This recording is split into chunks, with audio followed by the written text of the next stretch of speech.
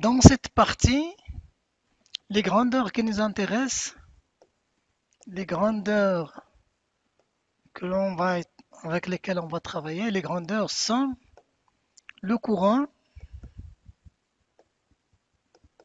I constant, donc en régime permanent,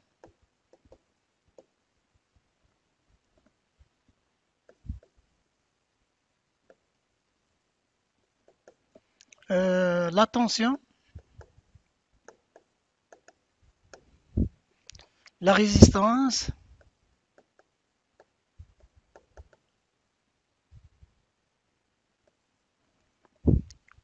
où la dissipation de l'énergie se fait, le générateur,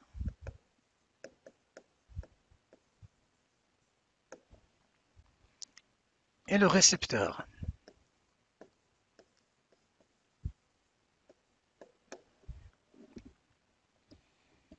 On commence par la loi d'Ohm.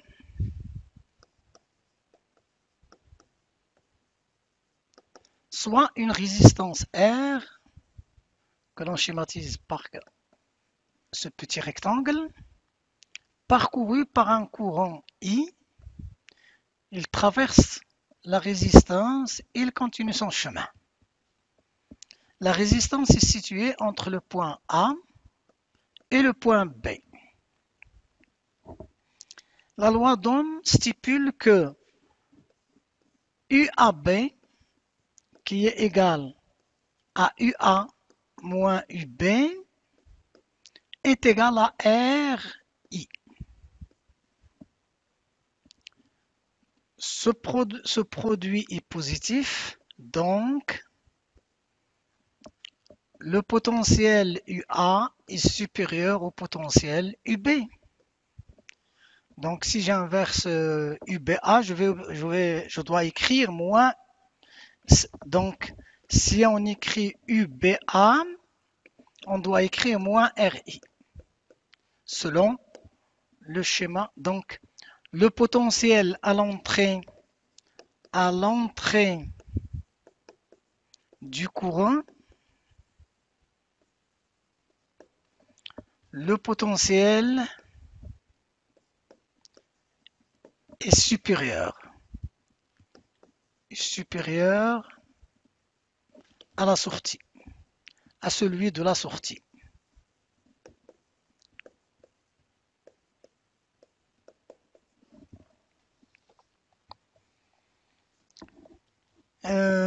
Le potentiel U est en volts.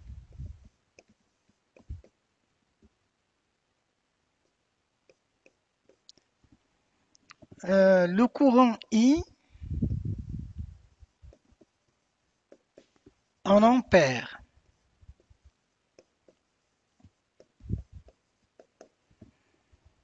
La résistance R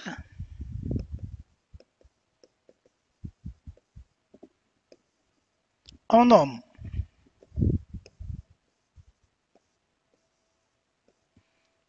Symbolisé par oméga.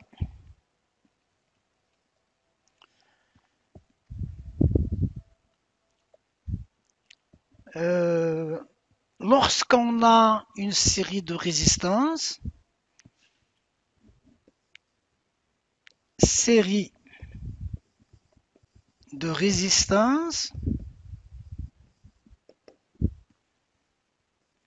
courant I qui traverse tout d'abord R1, puis R2, puis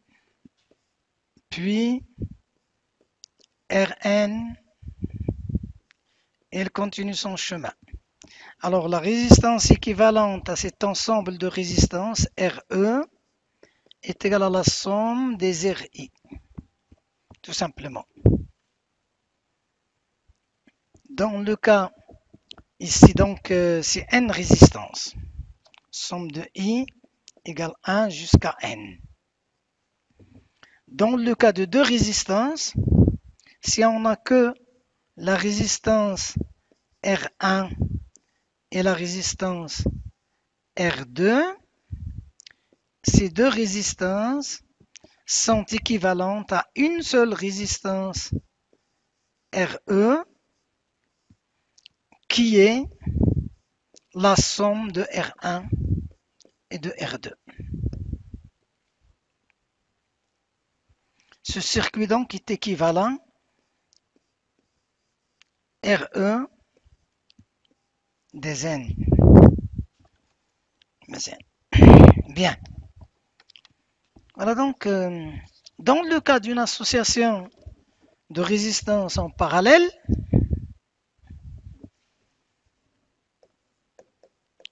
association en parallèle, vous avez donc le courant I qui circule depuis l'extérieur, puis un branchement de résistance, de N résistances en parallèle. Donc R1, Rn, qui sont en parallèle. Ce circuit-là est équivalent à une seule résistance RE donnée par l'expression suivante. RE est donné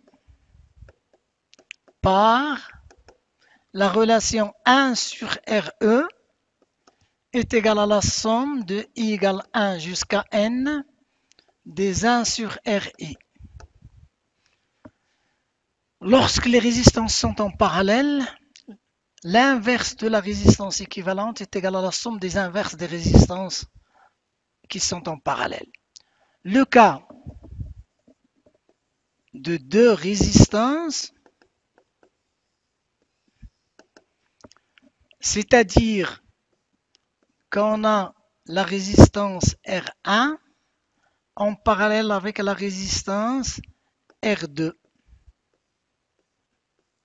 Ce circuit est équivalent à une seule résistance RE, telle que RE est égal au produit de R1 fois R2 sur R1 plus R2. Donc j'ai fait directement le résultat parce qu'on sait le faire. Générateur.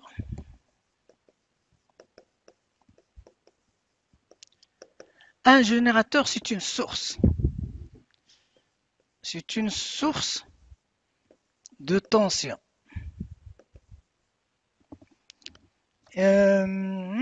Alors le générateur, le symbole du générateur, c'est soit ce système-là, ER, dans lequel on a une flèche dirigée dans le sens du courant, sous cette forme, le courant I, que l'on peut aussi schématiser par la forme suivante. Donc nous avons E et une petite résistance R. Le courant I qui continue son chemin. Donc voilà, ce pôle-là, c'est le pôle négatif, l'entrée du courant. La sortie du courant, c'est le pôle positif. Donc ici, c'est moins et là, c'est plus. La résistance une résistance de dissipation petit r s'écrit sous cette forme. Si R égale 0, le générateur est dit parfait.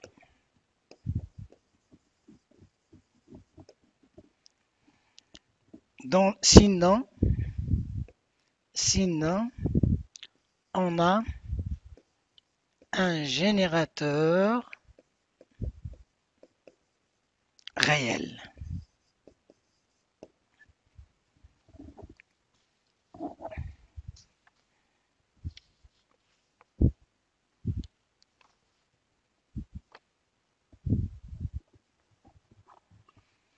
Alors, le récepteur,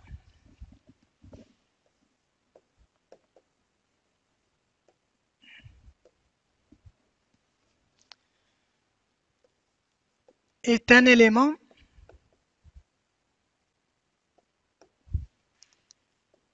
qui consomme l'énergie. Symbole. Donc vous avez E', R', le sens du courant. Donc vous avez I qui sort, ou le courant, la borne positive, la borne négative, la résistance interne, E', et puis le courant qui continue.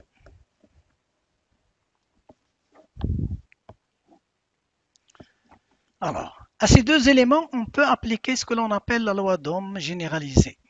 Loi d'Ohm généralisée. La loi d'Ohm généralisée. Pour un générateur, donc, le courant il continue, il rentre par la borne négative, la borne positive, la résistance R. Il continue son chemin. Alors, la loi d'Ohm s'écrit. Si je pose ici A et la B, alors UA moins UB est égal à moins E plus RI.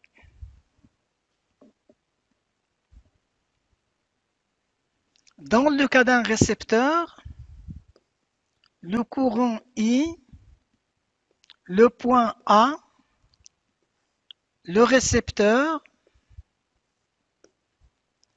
la résistance R', le point B, le courant qui continue, la loi d'Ohm UAB, UA moins UB est égal à E' plus R'I.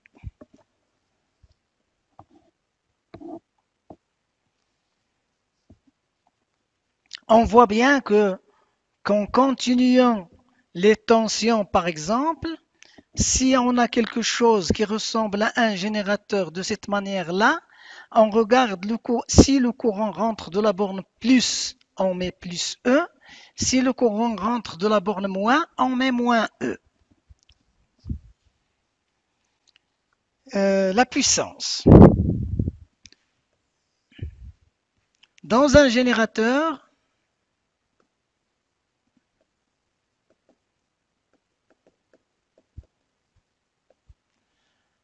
c'est la puissance fournie.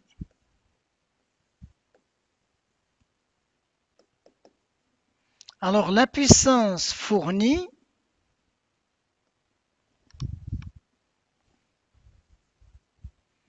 égale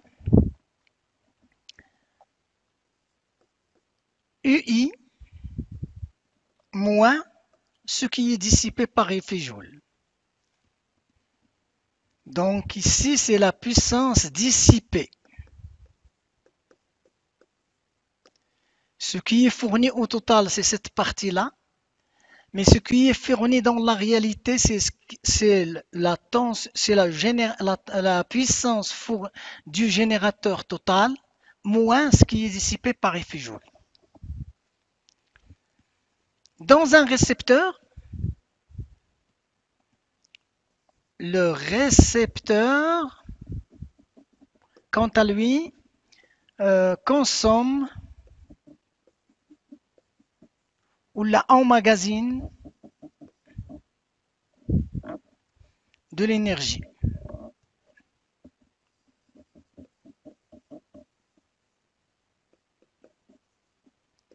L'énergie.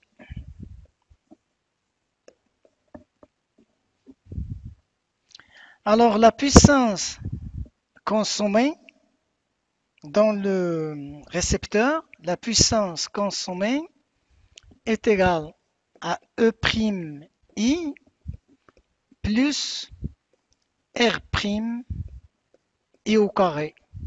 Donc ça, c'est dissipé par effet Joule.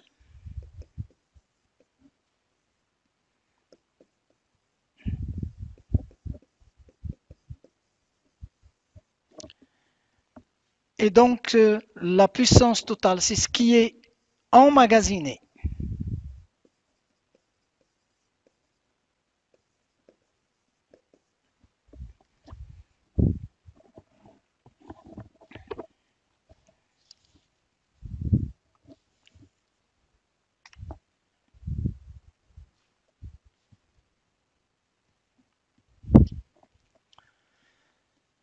Les lois de Kirchhoff. Les lois de Kirchhoff, donc, ils sont deux lois, la loi des nœuds et la loi des mailles. Un nœud, c'est la jonction de moins trois branches. Par exemple, le nœud A. Au nœud A, on a le courant I1 qui rentre entrant, et le courant I2 sortant, et le courant I3 sortant aussi. Une maille, c'est un contour fermé de branches. Donc, la définition d'une branche, c'est une portion de circuit où on a un même courant qui est comprise entre deux nœuds. Et vous avez donc le nœud, un nœud ici A, et là un nœud B, et là un nœud C, et là c'est un nœud D. Donc, nous avons la branche AB, la branche BC, ainsi de suite. Et la maille, c'est la maille ABCD. Mais bien. Alors, le réseau, c'est une succession de mailles. Quand on a une maille suivie d'une autre maille branchée à un autre, associée à une autre branche, associée à une autre maille, la succession de mailles s'appelle le réseau électrique. Loi des nœuds. La loi des nœuds, il exprime que la somme des courants entrants est égale à la somme des courants sortants. Bien. Donc, dans au nœud A ici, nous avons en A, nous avons I1 est égal à I2 plus I3.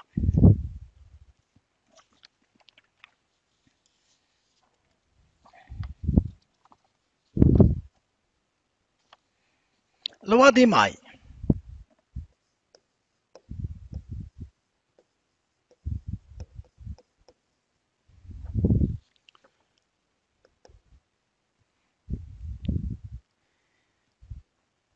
Au niveau d'une maille,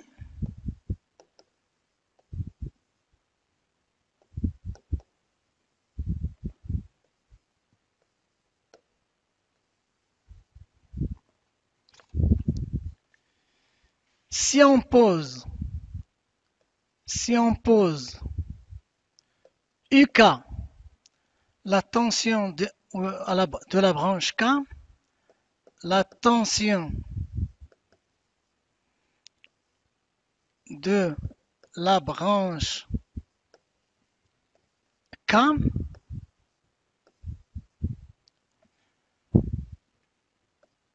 alors la loi des mailles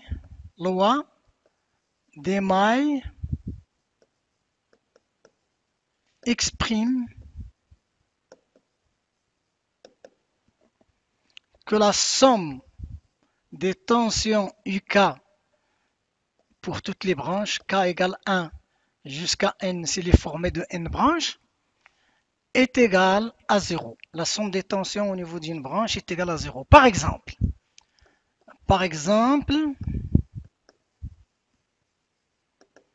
pour la maille, par exemple, A, B, C, D,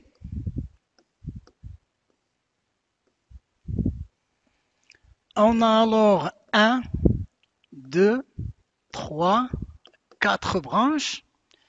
Et on écrit alors que la loi des mailles dit que UA moins UB plus UB moins UC plus UC moins UD plus UD moins UA est égal à 0.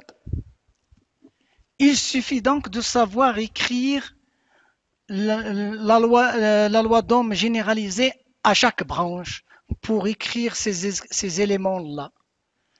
C'est ce que nous avons expliqué avant. Alors, exemple d'application.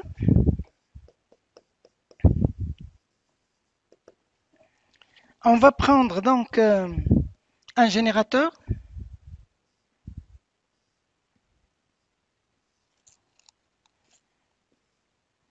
Une résistance, donc ce générateur E1, une résistance R1, une résistance R2, un autre générateur ici, E2,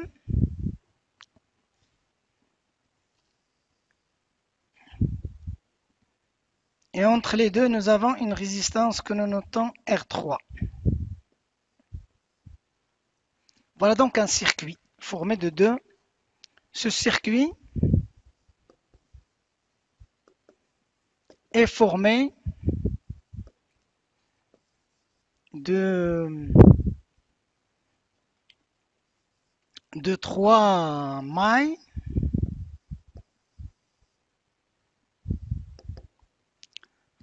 Alors, je note ici A, B,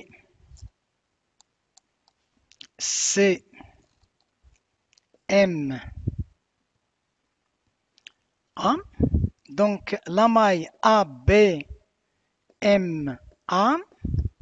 La maille A, B, C, M, A. Et la maille B, C, M, B. Et trois branches.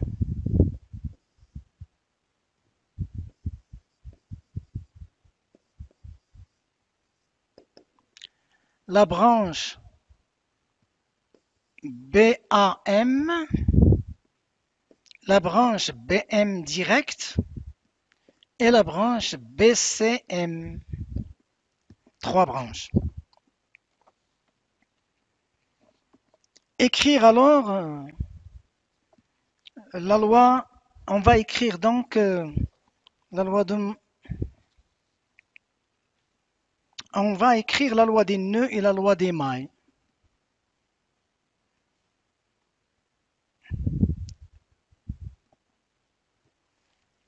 Donc le circuit, je le reproduis ici.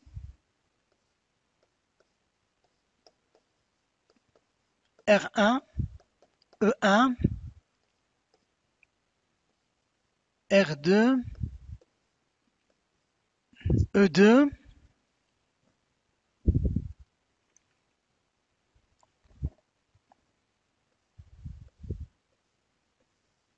et R3.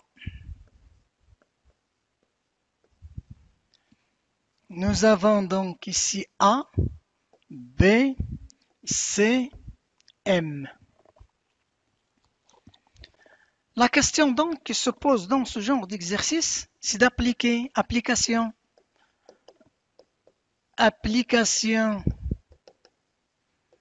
des lois de Kirchhoff pour trouver les courants qui circulent dans les branches.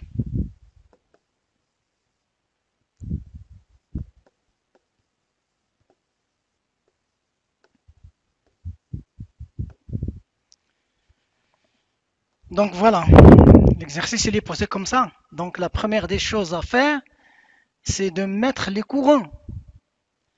Alors, je vais mettre ici un courant I1 qui circule dans la branche BAM. et je mets le courant I2 dans ce sens. C'est le courant qui circule dans la branche MBC. Et le courant I3, c'est le courant qui circule de B vers M.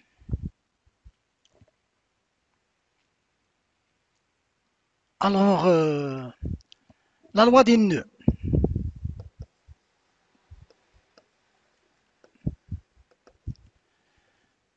En B, on a ce qui rentre, c'est I1 plus I2 est égal à ce qui sort, c'est I3. Et en M, on aura la même relation. Les deux nœuds donc sont équivalents. Les deux équations ne sont pas indépendantes, si vous voulez. Pour résoudre donc ce problème, nous avons besoin d'une équation des nœuds et de deux équations d'émail, parce que les courants, le nombre d'inconnus,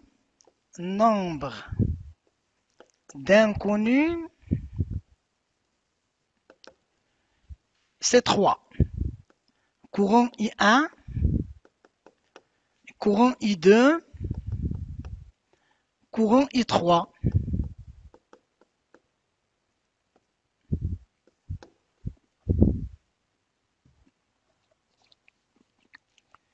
Alors, la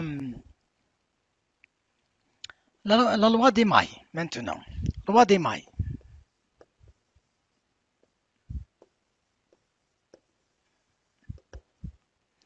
Oh, je vais prendre 2 mailles.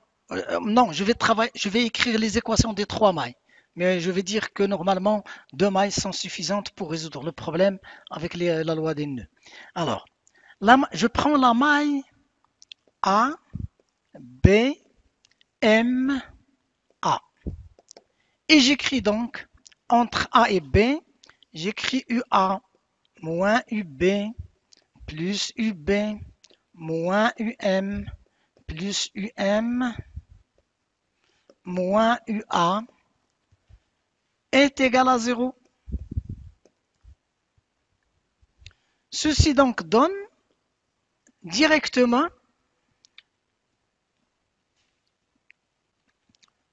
entre A et B, c'est RI1. Entre B et M, c'est plus, donc c'est R1. Ici, c'est R2, la R3 fois I3.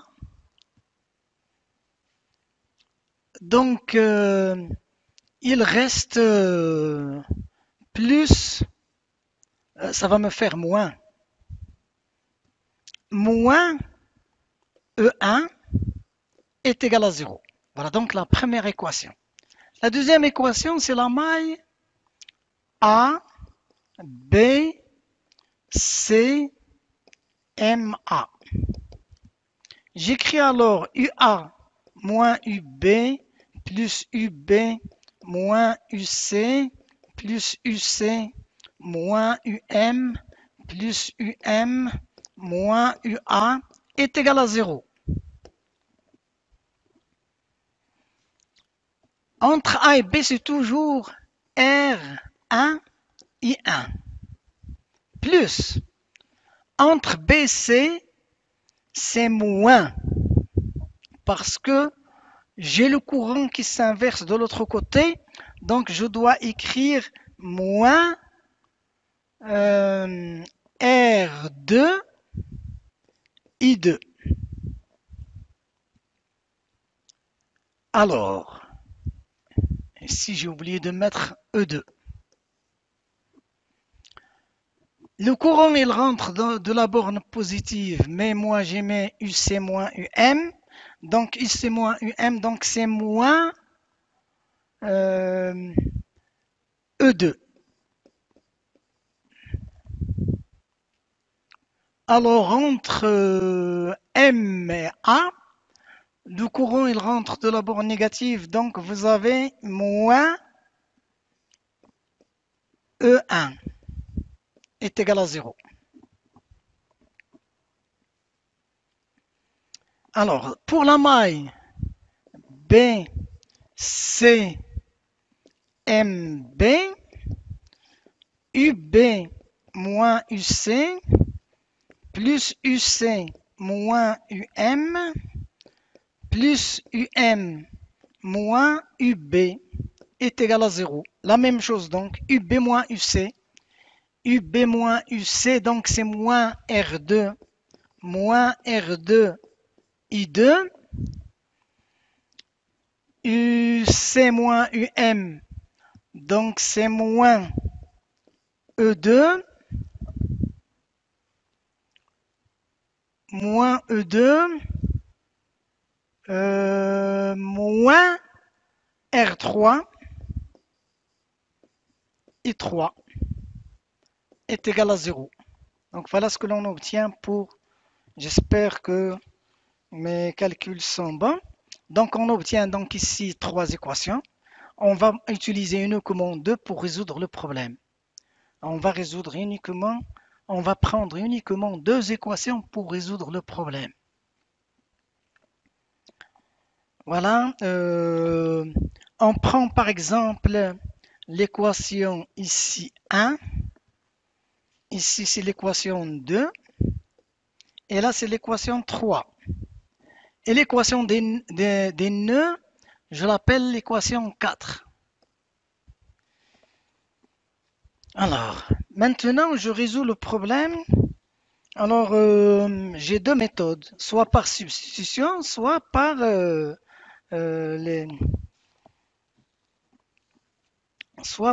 méthode des déterminants. On va utiliser la méthode. Comment s'utilise la méthode des déterminants?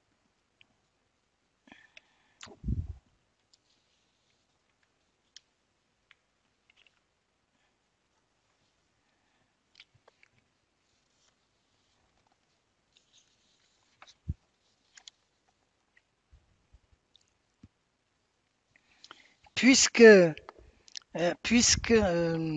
problème donc est abstrait,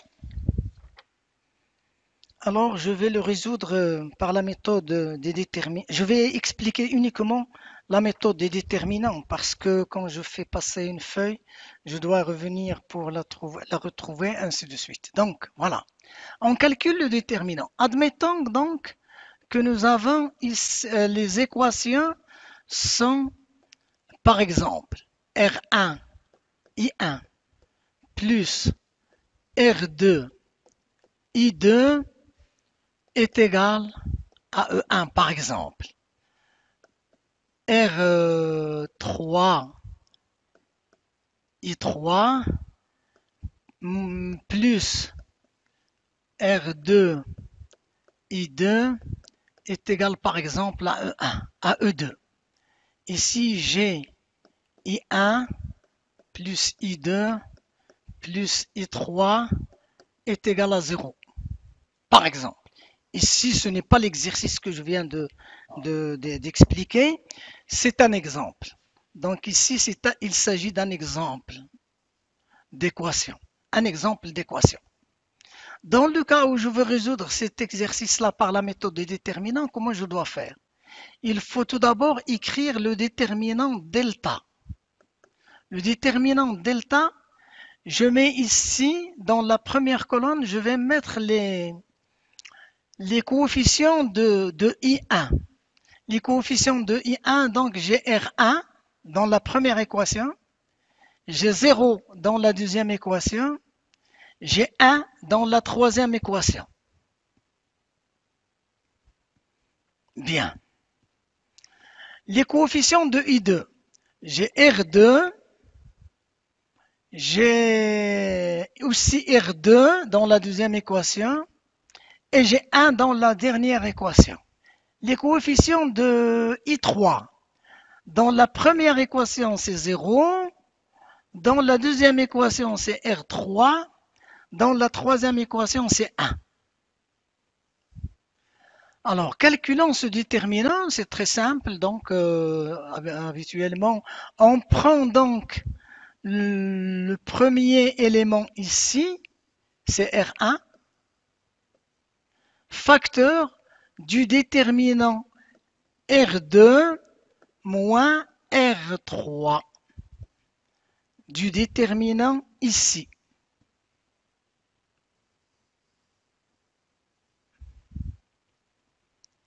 Donc ici, c'est la première écriture.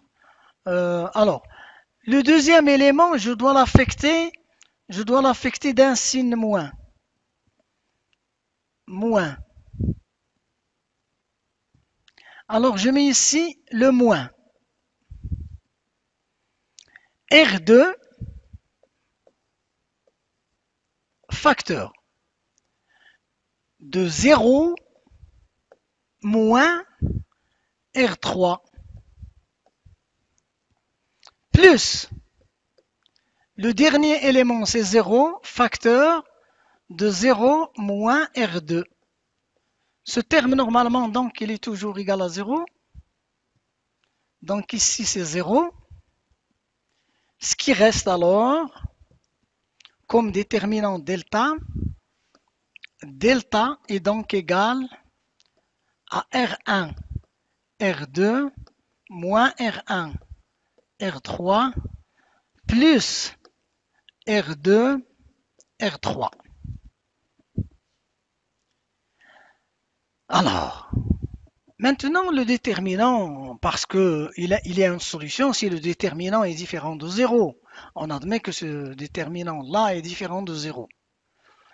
Alors, la solution donc, pour trouver le courant I1, on doit calculer delta 1, c'est-à-dire le déterminant du courant I1. À quoi est égal ce déterminant? Donc, je dois remplacer la colonne de I1, ici, la colonne de I1, par les éléments qui sont après égales. Donc, je remplace par E1, E2, 0. Et je laisse les autres éléments à leur place, c'est-à-dire R2, R2, 1, 0, R3, 1, égale. Comme tout à l'heure, donc, je mets ici E1, facteur de R2 moins R3, moins R2, facteur de E2 moins 0, plus 0, facteur de n'importe quoi, donc ce terme il est nul. Égal. Et j'écris donc le résultat de ce que l'on obtient ici. Égal. Je trouve delta 1. Je fais la même chose pour delta 2. Delta 2. Delta 2, donc, je prends la matrice de delta et je remplace les coefficients de I2 par E1, E2 et 0. Et je laisse les autres coefficients à leur place. Je mets ici R1, 0, 1, 0, R3, 1, égal. Je vais obtenir alors, comme tout à l'heure, donc c'est R1 facteur de E2 moins 0, moins E1 facteur de 0 moins R3 plus 0 facteur, ce terme toujours égal à 0. J'obtiens donc delta 2. Et je fais la même chose pour delta 3. Delta 3 associé au courant I3, la même chose. Donc je mets ici R1, 0, 1. Je mets ici R2, R2, 1. Et je mets les coefficients E1, E2, 0. Le calcul donc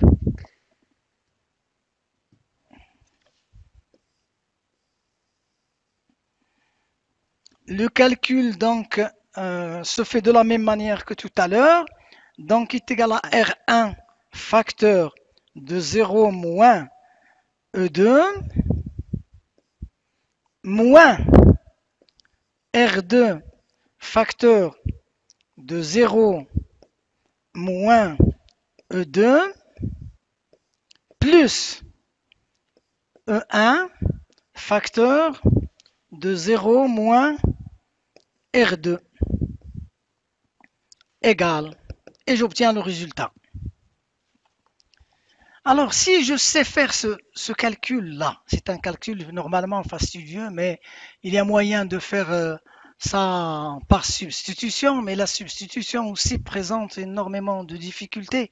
C'est-à-dire, je dois trouver l'expression de I1 à partir d'une équation. Je remplace I1, par exemple, dans le reste des équations, et je vais trouver uniquement deux équations dans lesquelles j'ai U2 et 3, et puis par élimination, je continue mon travail. Maintenant, je vais terminer pour donner les expressions du courant à l'aide de ce calcul. Donc, j'ai le courant I1 qui est égal à delta 1 sur delta. Le courant I2 est égal à delta 2 sur delta. Le courant I3 est égal à delta 3 sur delta. Donc, je dois calculer delta. Regardez bien, s'il vous plaît. Je reviens en arrière. Les équations de départ, équation 1, équation 2, équation 3. Deux équations d'émail et une équation des nœuds. Ces équations-là à résoudre par la méthode des déterminants, je dois calculer le déterminant. Le déterminant, il se calcule à l'aide des coefficients dans l'ordre. Je mets tout d'abord I1 pour delta. Et je mets dans la colonne 1. La colonne 2 suivie du courant I2. La colonne 3 suivie du courant I3.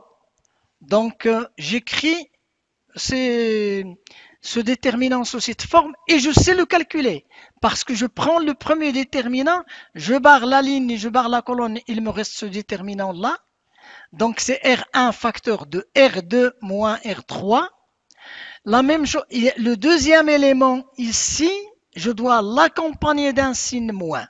Donc c'est moins R2 facteur du déterminant qui reste quand je barre la ligne et la colonne, plus ici l'élément c'est 0 qui multiplie le déterminant, donc ici c'est nul, donc pas la peine de l'écrire en principe. Alors ça c'est le déterminant du système.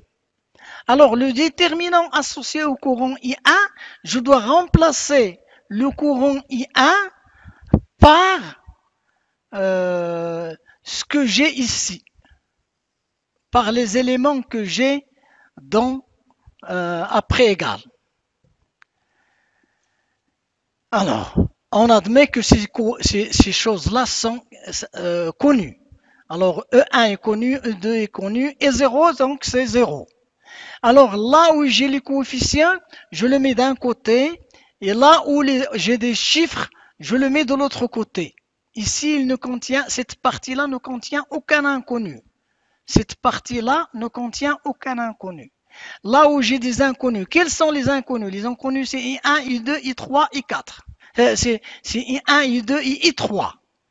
Alors, je mets tout d'abord les coefficients de I1, puis les coefficients de I2, puis les coefficients de I3, et je calcule le déterminant delta. Je remplace les coefficients de I1 par la colonne d'après égale, c'est-à-dire E1, E2 et E0, et je fais le déterminant de la même manière que ce que j'ai fait pour delta, et la même chose pour delta 2, et la même chose pour delta 3. J'écris alors ces déterminants, je calcule alors, je sais calculer maintenant le déterminant, je calcule le déterminant delta, delta 1, delta 2, delta 3, et le rapport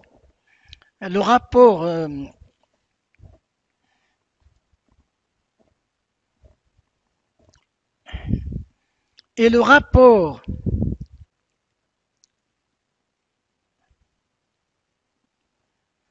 des deltas, par exemple pour I1, je sais que c'est delta 1 sur delta. I2, c'est delta 2 sur delta. I3,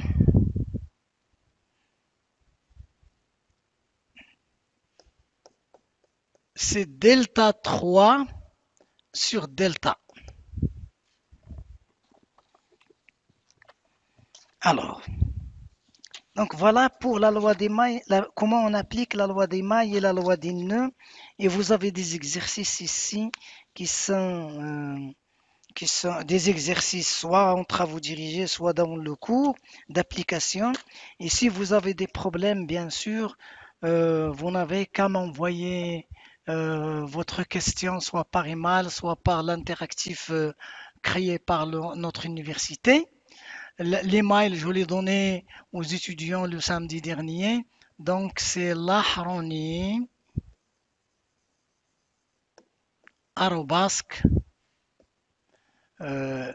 uk.ma.